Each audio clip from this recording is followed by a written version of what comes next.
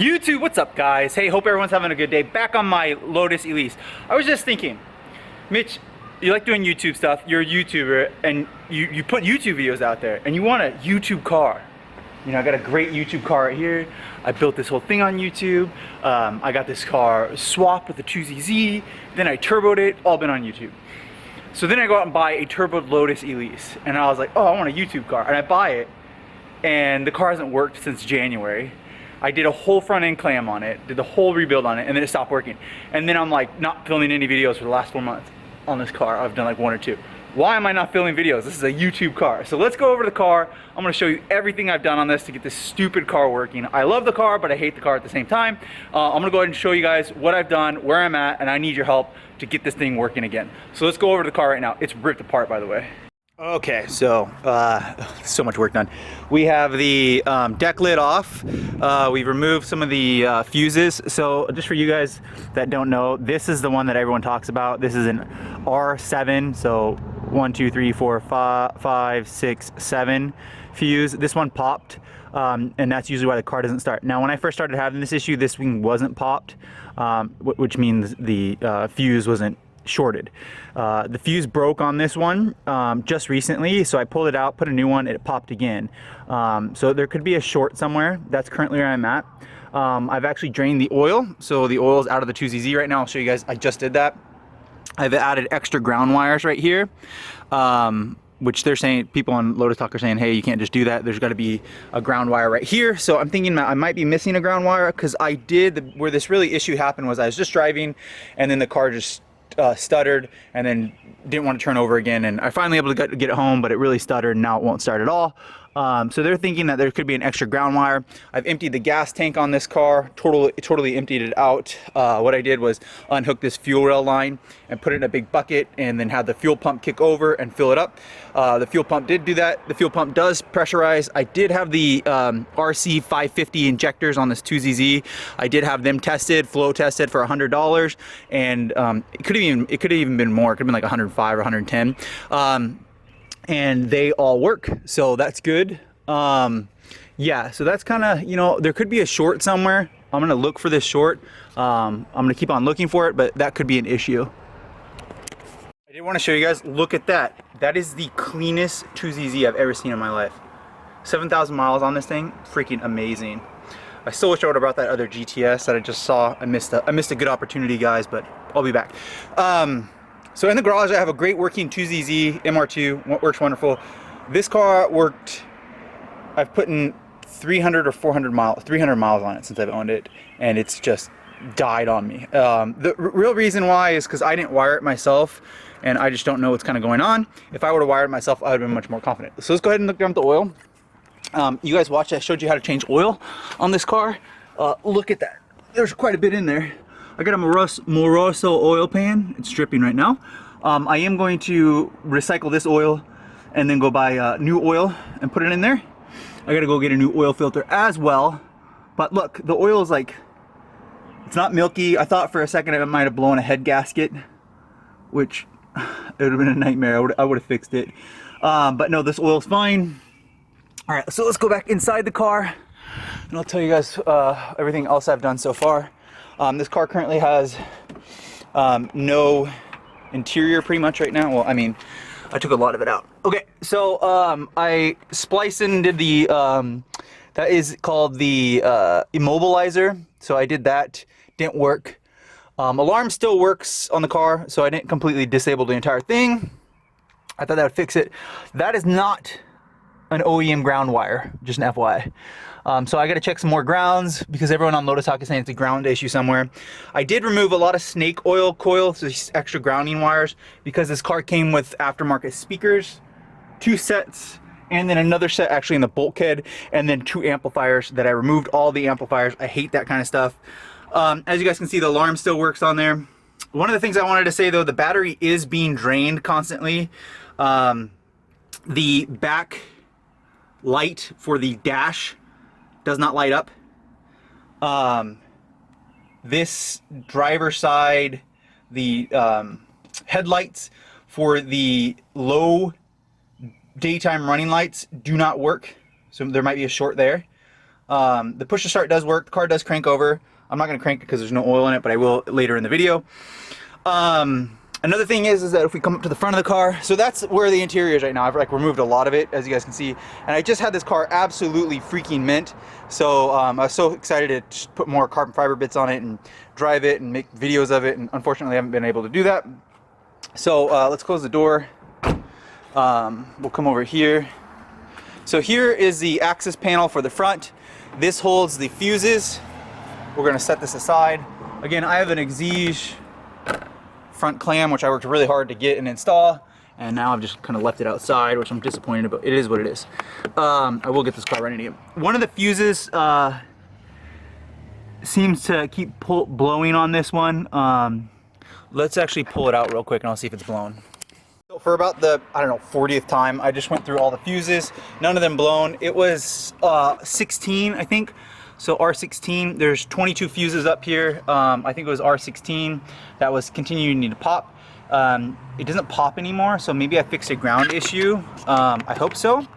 But that's where the access panel is. The headlights do work on the car.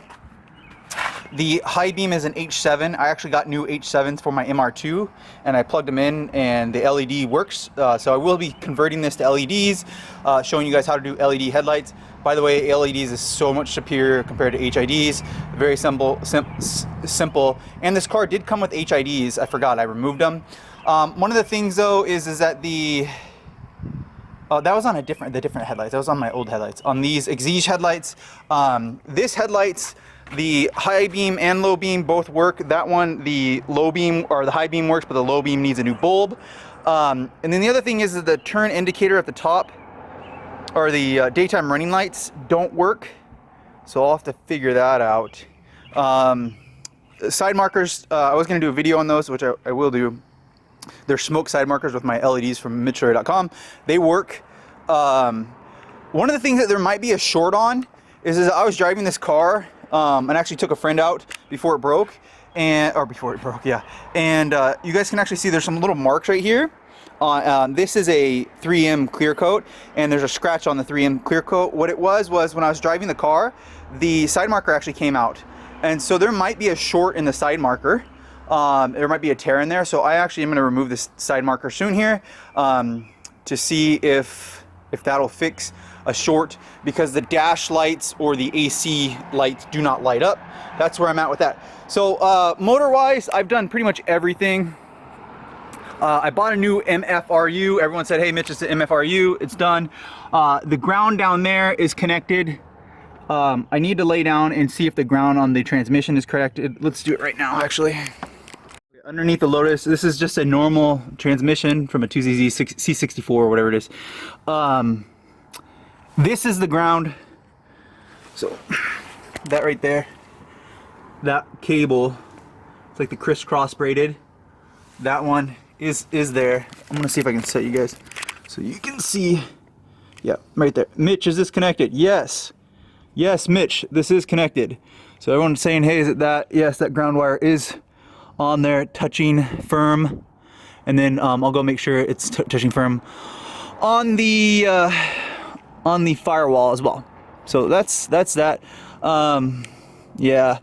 You know, I did have this all clean, and I don't know how it got dirty again. Maybe I didn't do a good enough job cleaning this, so maybe I'll do some more cleaning down here.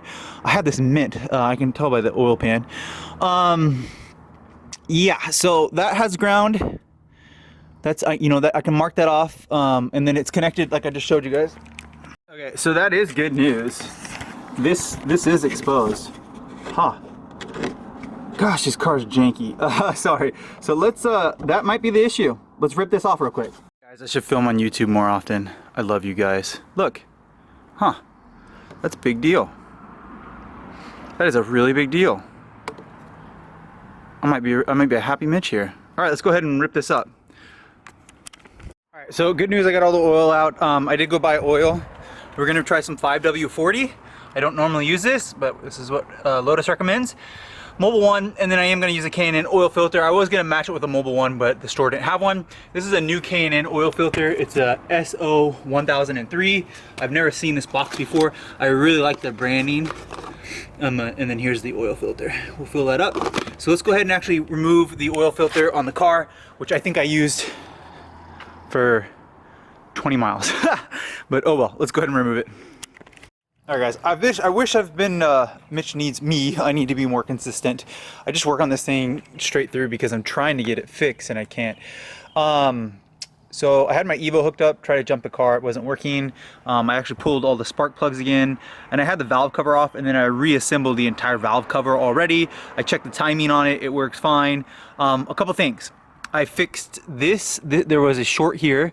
This fuse no longer shorts. That's a big deal, so that was an issue. Another thing, I just don't know how this car is running so good when I first got it. Another thing that I fixed was there was a short on the side marker, and when I went and drove fast, the side marker fell out and it caused these marks, and I fixed that, so that's not shorting out anymore. The I don't know where I put my key. I have to go to the key for the car. The gas now shows, so it does now show the gas, and that works. The lights just don't show up on it. I've taken the top off now, and I've removed where the bulkhead already. I already had this removed, and it's been out for a long time. I've now removed the I think 6 bolts where the fuel pump is, and I'm going to pull the fuel pump and the fuel sock out, and that might be an issue, is that it might be clogged. So let's go ahead and do that now. All right, so how many Lotus owners have done this? Oh man. So I got the fuel pump out, pain in the you-know-what, had to do a little bit of cutting there. It was already cut and banged up, so I had thought they installed a better fuel pump. I don't think they did. So what we're gonna do is, this is what the fuel pump looks like right here. It's the same thing as, man, I got beat up on this one. It's the same setup as all my CELICAs. So if you're a CELICA owner, if you're an MR2 SPYDER owner, this is the same thing. This is nothing special about this at all. I'm gonna open this up to see what the fuel pump says, and I'm gonna buy a new fuel pump. The fuel sock looks actually pretty gross, to be honest. Look at the color, oh, there it goes. Now it's draining. I'm gonna open it up. Let's go ahead and open it up. Okay, let's do a little bit of talking. Fuel pressure regulator, that might be an issue. Fuel sock, fuel filter. This is the fuel filter. I'm gonna open this up for you. Inside of here is a fuel pump. We'll pull out. This little thing on the side right here is to measure how much fuel is in there. So that's what we're gonna be doing. I'm gonna continue. Again, we're gonna get all new parts. All right, all the gas will dry up in a minute here. So let's talk about what I've found, I discovered. So fuel pressure regulator, I will order a new one of these. They're cheap and affordable. We'll get a new one of those. I'll buy a new fuel sock. So I'll buy a new fuel sock. This is a Walboro, which is a good one. I don't know what number that is, so I'm gonna Google that. GSS 342-09010-1, made in US. Walboro is a good brand. The fuel sock is ugly as heck. That's a big, you know, but I've seen them where I think they're worse, so I'm not sure if that was clogged. I'll test the fuel pump. And I'll probably end up buying a DW, Douche Works or whatever it's called, fuel pump. I'll buy a new fuel filter. Now on the fuel filter, it's dark, you can see in there. I've seen them worse though. We'll keep the top. This has been spliced here. Now I don't know if they did this from factory or if someone else did, or if someone else did this before, if the Force Fed did it before. But we'll keep all this and get new of all that. All that will be new. And what a day. It was 8 hours I spent on that car. I didn't film the whole thing. I picked the camera about halfway through. I have a list here. I'm gonna grab this out real quick. I have a list here of the things that I have done. The video of this is gonna be 60 fixes, and I haven't fixed it yet. So I've done over 60 things to get my car working. I'm gonna go over kind of real quick here where I last left off. So the first thing I'm gonna say, I did all the front fuses. I did the interior fuses. I did a compression check. I did spark gap, spark plugs. I did new spark plugs twice. I did lithium grease on the coil packs. I unhooked all the lights in the front to see if the new headlights fix it or not, and it didn't. Coolant level, I did the crash button, which is the inertia switch. I redid that one. The MFRU, multi-function relay unit, I bought that from Monkey Wrench, didn't work. O2 sensor, car doesn't have O2 sensors. Immobilizer, I've pushed it again and again and again. And I think it's hooked in, I think it's fine. Emptied the gas tank and then refilled the gas tank, I did do that. Now that since I did that, there's gas in there. I'm gonna leave that gas in there. Injectors, I tested them and they had great flow. The 550 cc's came out at 600, or just shy of 600 cc's, normal for the RC injectors of the era. They're old, those are old injectors, but they were tested, very old style injectors. They tested really well. O2 check engine light, I did that, so I ran the codes. When I did it first, when I first did that, it ran and pulled a bunch of codes, and then it was like just crazy it flagged all the codes, cleared the codes, and then plugged it in, and then the ECU wouldn't read again, so it hasn't read for a while. So I don't know if I fried the ECU. I don't think I have though. The reason I say I don't think I have is because the ECU would not throw like the airbag light and all those things that shouldn't go without an ECU. Camshaft sensor, did that.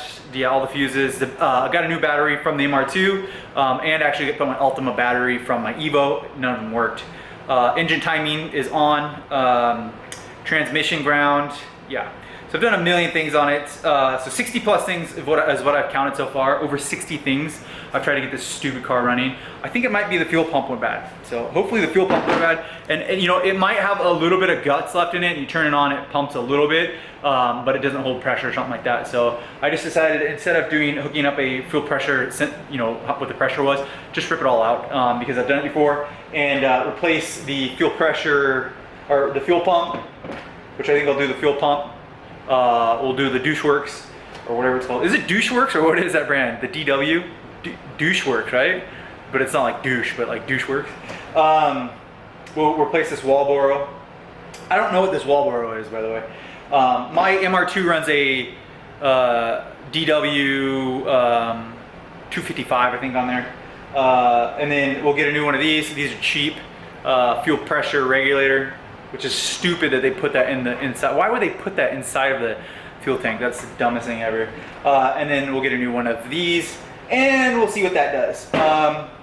You know, some symptoms: car won't start, car backfires. When I pull out the injector, or the injectors, when I pull out the spark plugs, sometimes they're wet with fuel. But they were tested, so they do spray clean and clear at that. They were tested, like, so unless the guy was wrong that tested them. Yeah, so that's where I'm at. It's, you know, I love this car. I love this engine. I love this engine. I'm not going to give up on the 2ZZ. I like it. It's reliable. It's strong. I'm not giving up on it. This should be my dream car. It's just, you know, has 7,000 miles on it, but it didn't drive for 10 years or whatever it was. So, you know, gasoline sitting in there. Watch Dustin Williams, same thing. His Evo, the Fast and Furious Evo, sat for a long time. This could have the same issue. Fuel tank looked good inside though. It didn't look all murky or anything. Car was kept in a storage unit for those years. Not anywhere, just kept in a storage unit. All right, make sure to hit the like button, subscribe, guys. I'll be back with my MR2. I'm waiting on parts for the MR2.